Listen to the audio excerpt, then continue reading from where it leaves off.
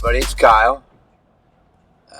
Coming to you a day late this week. It's Tuesday, and kind of forgot to do it yesterday. I don't know. Last week was such an emotional one, and I've gone back and listened to it. I know there was a lot of language in it and everything, but I was pretty pissed off, man. That's still insane. I still think they have not caught the guy.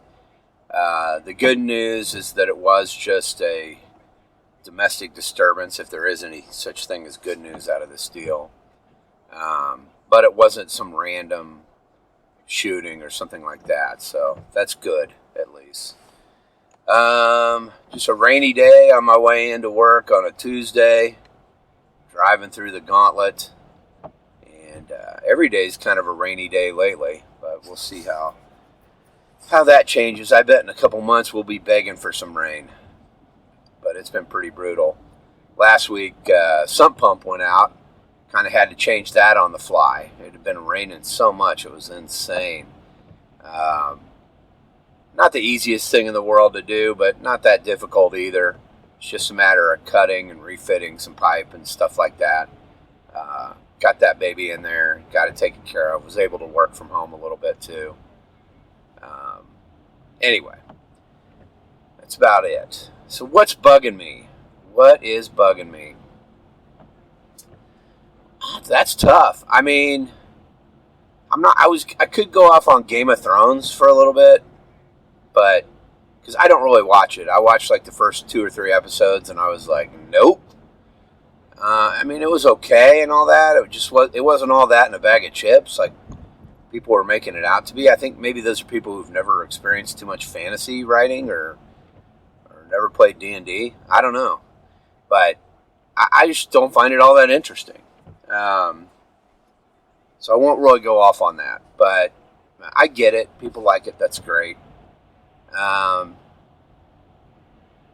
quit saying, sorry. What's bugging me? That's tough. I mean, not a lot. I can't really think of anything off the top of my head. I wish the news was a little bit happier. I wish there was better things going on in the world. That's kind of a continuing theme here. I do listen to another podcast that I really like by Tim Heidecker, Tim and Eric. I don't know if you've ever seen Tim and Eric's awesome show, Great Job, or Tim and Eric's Bedtime Stories. Tim Heidecker was also in the film Us. He played the white buddy of the main character, or one of the main characters, the main gentleman in the film. He played that guy's white buddy. I like Tim Heidecker a lot. I think he's funny. He's got a great song out right now. He does write music. It's called When I Get Up. Highly suggest you check that song out. It's on Spotify also. Give that song a shot. It's real catchy. And I think it might be the theme song for my daughter. Yeah, because when she gets up, all she wants to do is go to bed again. That is for sure. And that's kind of the song. So check that out if you get a chance. But I've been listening to Tim Heidecker's podcast a lot. He does this podcast called Office Hours.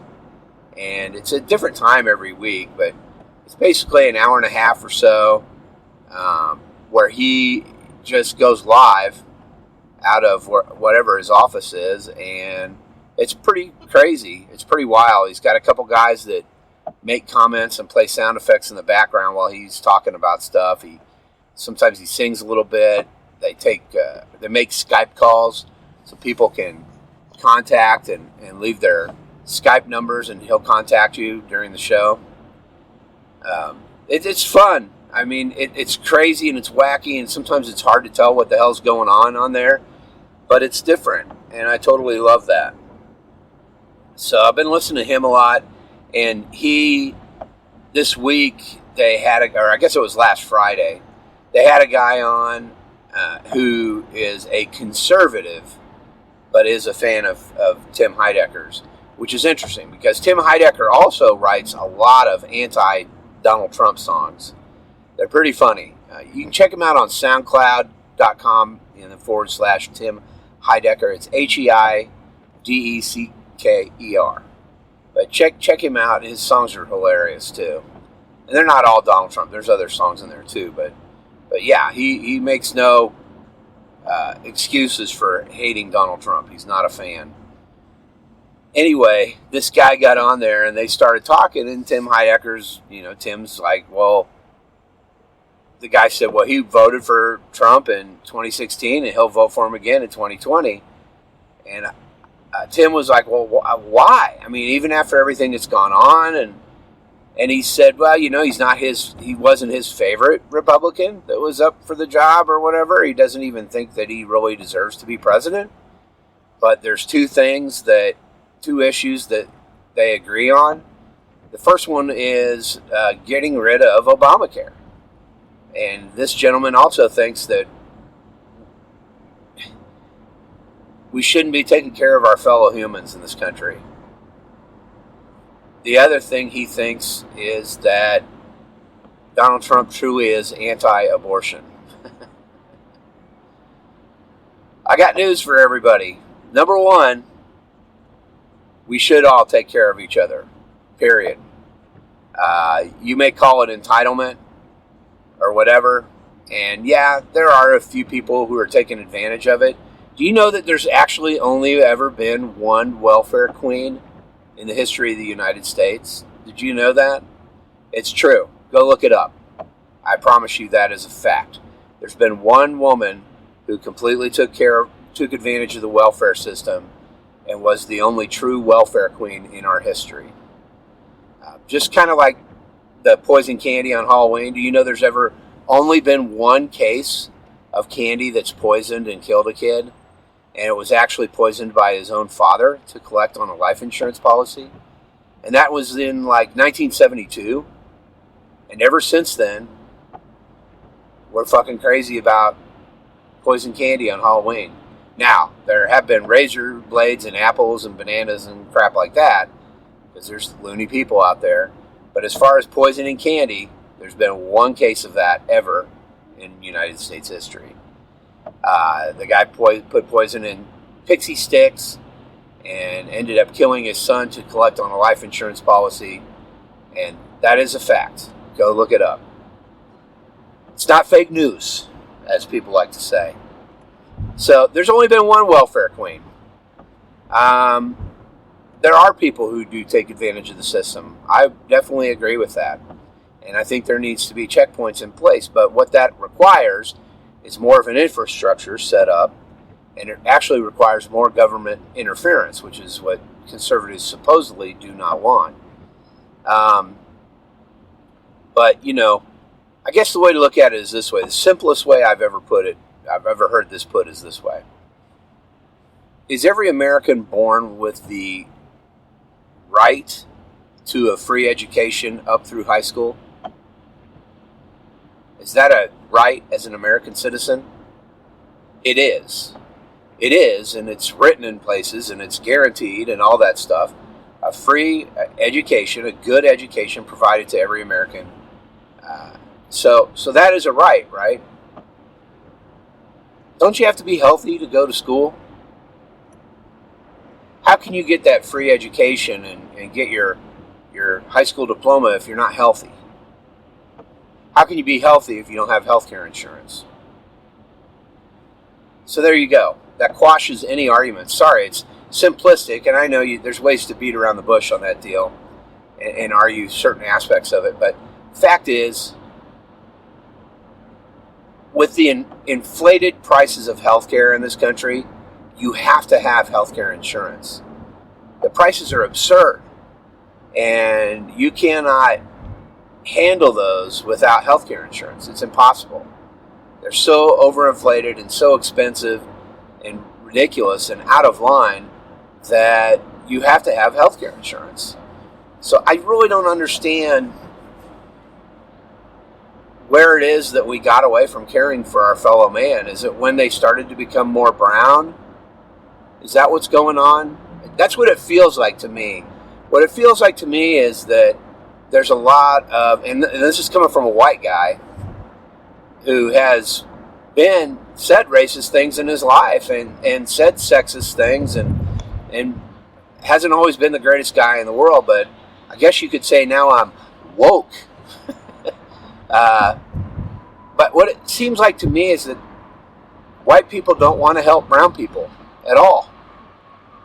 Funny thing is that most people who are on welfare and stuff, here's another interesting statistic I bet people don't know.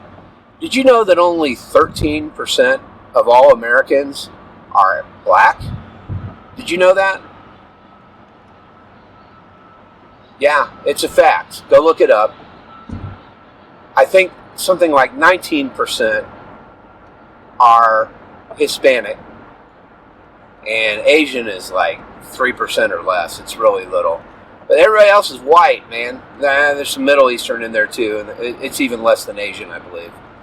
But yeah, it's mostly white people in this country.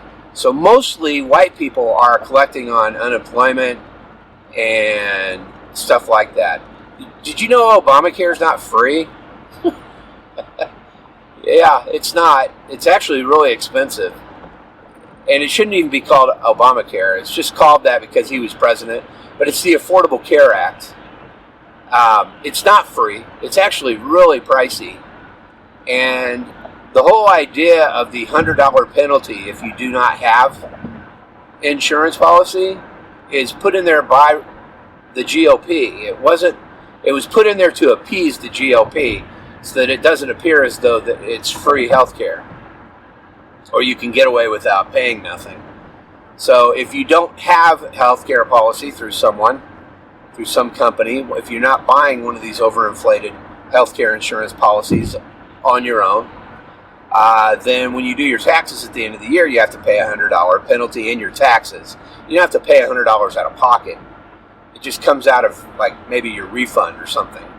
Not even really probably that much, to be honest with you. But you are penalized $100 if you don't carry a policy.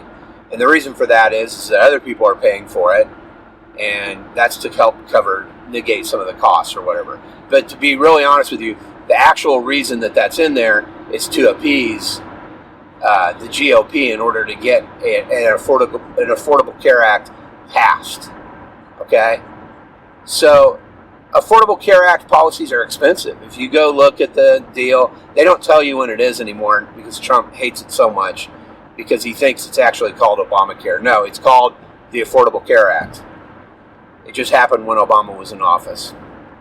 The Clintons tried to do something like that way back in the 90s, and they're not the only ones. They've been trying to have an Affordable Care Act for a long time. It is mostly a Democratic movement and push. I am a Democrat. I'll say that straight out. I'm pretty liberal. But I don't always agree with the Democrats on every policy myself. However, I do agree that health care costs are outrageous and ridiculous. And the push for us to have to carry health care insurance in order to pay these outrageous costs when the health care insurance companies do not actually pay those same costs, which is absurd. Yeah, if you pay your doctor's bill on your own, it costs more than what a health insurance company would pay for that same doctor's bill. Fucking absurd. So you're charging less to the multi-billion-dollar corporation than you are to the person who, say, makes $25,000 a year or $30,000 a year or even $100,000 a year. It doesn't matter. Millionaires are in the middle class now, by the way. You can make $1 million a year and you're still middle class, by the way. So our economy's kind of fucked up. But anyway, this gentleman brought that up and argued about it. And they talked back and forth and discussed it and blah, blah, blah, blah, blah. The big common thing is that I don't want to have to be responsible for someone else not trying hard. But you're okay with being responsible for someone dying? I guess that's my question. Is that Christianity? I don't think it is. I don't think Christianity, I don't think Jesus ever said, turn your back on your neighbor and don't help them if they're not trying hard enough. So I don't know what's going on, man, but I guess I would say this. Christians, you guys really need to get back to God. You really need to get back to Jesus and his way of thinking. Because you guys have gone astray. And if he were here, he would tell you, you've gone astray, people. It is our responsibility. It's all of our responsibility as human beings to take care of each other and to help each other. Not destroy each other. Not say, oh, you're not trying hard, so your child has to die. Okay, there's my argument on that one. The other argument was abortion. The gentleman said, and the gentleman even said that he agreed that there are some times when abortion is in his eyes acceptable, which is interesting because this gentleman was a Presbyterian minister also. First of all, there should be no times if you're supposedly, there should be no times that you're okay with that if you are anti-abortion. I guess my opinion is this. What I see a lot of is a lot of people saying that an embryo is a living being, and an embryo has the potential to be a living human. Yes, absolutely. But if you pull that embryo out, put that embryo on a table, that embryo will die. It cannot survive. Now, I'm not saying that doesn't mean that there's not something there. There is. And I'm fortunate enough to never have to be involved in a situation to make a decision like that. However, we push so hard. There's such a big push to make sure those babies are born and all that. But then you don't want to give them health care insurance? You push real hard to make sure these babies are born, but then you don't want them to have entitlements, as you put them. You put it, entitlements? You know, food and lodging, that's an entitlement? I mean, don't get me wrong, man. There's people who are taking advantage of that system. There's people who are having kids and taking in kids in order to just get more money. And there's no doubt about it. I've seen that happening. Not personally, but I've seen that happening. So it does exist. However, is that the kid's fault?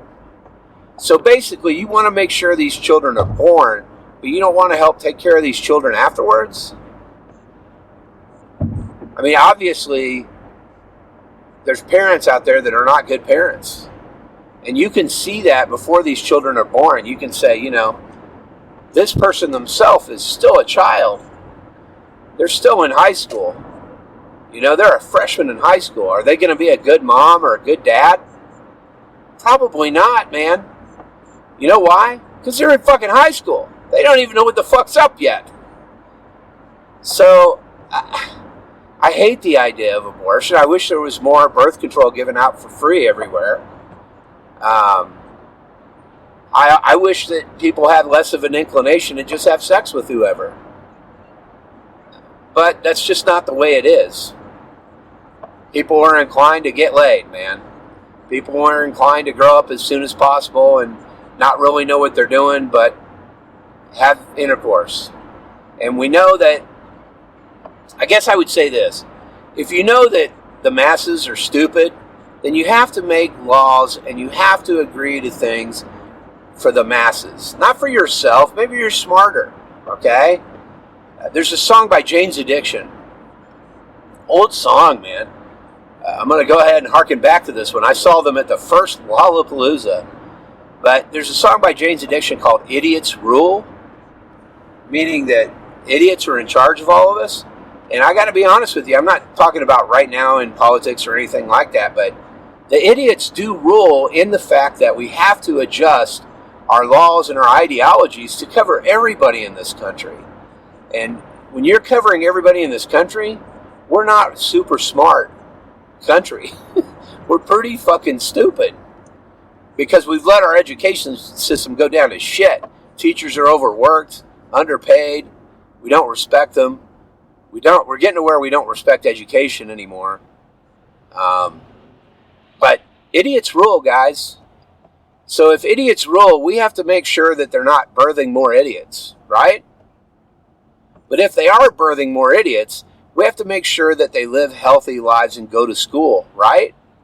So there's both of your fucking arguments shot down. So fuck you.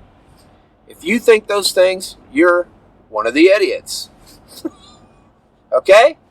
End of story. I don't care what the Bible says about abortion or anything like that. I get that, but the Bible was not written with the idea, just like the Constitution, the Second Amendment wasn't written with the idea of submachine guns and shit like that. That's not what it was written for.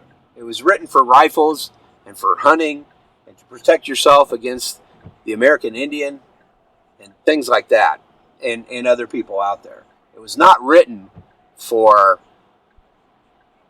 concealed carry or open carry licenses of semi-automatic pistols and rifles. And if you try to tell me otherwise, guess what you are? You're an idiot. Idiots rule. So we have to make laws to protect the idiots. Okay? My wife and I work. We have health insurance. We pay for health insurance through our company. I have a friend who works in health insurance, and he will tell you that overturning Affordable Care Act will cause mass damage to his company because they have put an infrastructure in place to cover the Affordable Care Act. So they've put all this time and money and energy into this. Now you're asking them to throw it all away. They're going to lose a ton of money. So get over your bullshit and realize that we need some sort of healthcare situation like this, whether it's Affordable Care Act or a universal health care or whatever. I don't care what you want to call it. If you want to call it an entitlement, I don't give a shit. We still need it. And people need to be healthy to go to school. People need to be healthy to go to work. Some people will take advantage of it, just like they take advantage of welfare and food stamps. But I guarantee to you that is a small percentage of the total amount of people doing it. I guarantee it. All right. That's what's bugging me is people like that and arguments like that, which I can easily quash. And anyone can if they truly stop and really think about things. You can destroy those arguments instantly. But it also requires people that will listen. And to be honest with you, I haven't found a lot of Trumpublicans that will stop and listen. They're always right. I mean, this is a gentleman who now just completely lies outward to all of us all the time. Even if you have followed this gentleman, even if you voted for this man, he's a liar. Okay? So you know that you cannot possibly believe what he's saying all the time. You're just going along with it so you can be right. I'm sorry that that's how you feel. Okay. So that's what's bugging me. What am I into right now? Well, I just listened to one of the most incredible podcasts I've ever heard. It's called Cold. I think you can go to thecoldpodcast.com. Incredible story. I highly recommend checking it out. Very bizarre, very strange. I recommended it to someone else. They listened to it in a matter of a few days. They clean houses part-time or clean part-time. I don't know if it's houses. They clean part-time and listen to it just in like 3 days. It is amazing. It is shocking and stunning and hard to believe that it's real, but it is. Go check it out if you get a chance. Music-wise, man, still the Anderson .Paak. That album is amazing, Ventura. Highly recommend that. TV shows. I'm a couple episodes behind on the new Twilight Zone. I need to watch Wonderkin, and there's one after that one I need to watch as well. I need to get caught up on that. We have been watching The Passage this year as a family. The Passage is kind of a modern disease/vampire story. I think it was on Fox originally. Check it out if you get a chance. Mark Paul Gosselaar or whatever, the dude from whatever that TV show was. I forget what it was called. It was the one where they all went to high school. I can't remember what it's called. Anyway, he's the main guy in it, but he's really cool. It's a good show. I recommend that show if you get a chance. Trying to think of anything else. I really can't. I'm having a tough time thinking of anything else. My wife and I are watching Maniac, I think it's called, on Netflix. That's really interesting too. Emma Stone and I can't remember the other guy's name, but it's really good. Bizarre. Check it out if you get a chance. That's about it, guys. I really don't have much else to report, much else to say to you. I'm actually already at work, so I'm going to go clock in and get my day in. And I will catch up with you guys later. But for now, get off my lawn.